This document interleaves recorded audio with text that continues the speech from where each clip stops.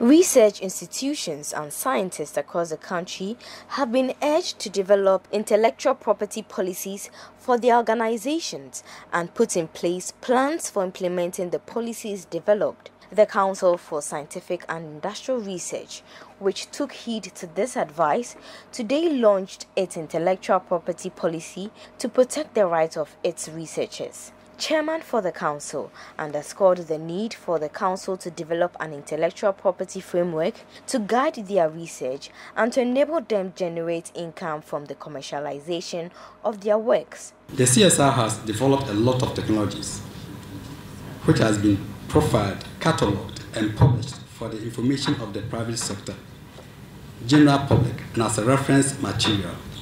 It is therefore gratifying that this IP policy has now been developed and published for the benefit of both the innovator and the CSIR. At Council, I remember that I have been quite vocal on the point that patency, as enumerated by organizations in Ghana, are on a very low side. And especially an organization like CSIR, which touts itself as the foremost scientific organization within the country, should have a lot of patents and benefit from. We have to be the pace setters.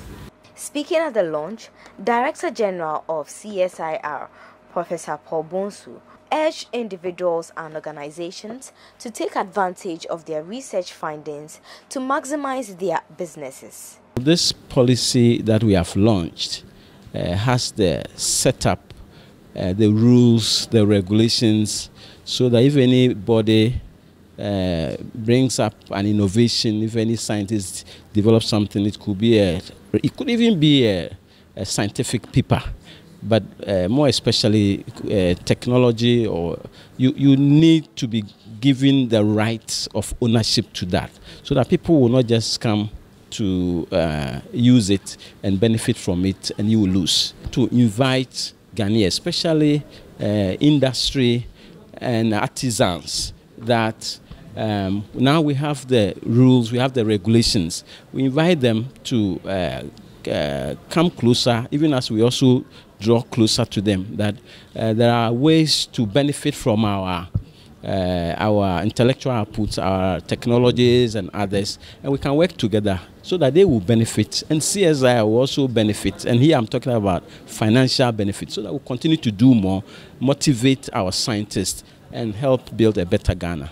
The Minister for Environment, Science, Technology and Innovation, Dr. Kwekwe Friye, who said the policy was long overdue, urged them to put in place deliberate strategies and action plans for implementing the policies developed. I want to see an implementation plan which also involves a good communication plan.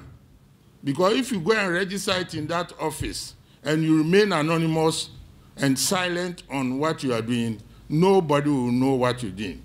We have to hire professionals to do this for us.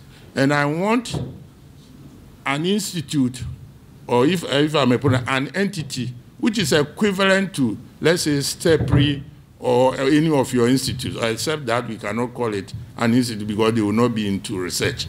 But hierarchically speaking and equivalently, they should have all the equivalent that there is, so that they will be close their proper mandate to make sure that that part of your mandate that makes sure that you have to commercialize all scientific findings are properly applied. Reporting for Citi News, my name is Ansheli Ziwu.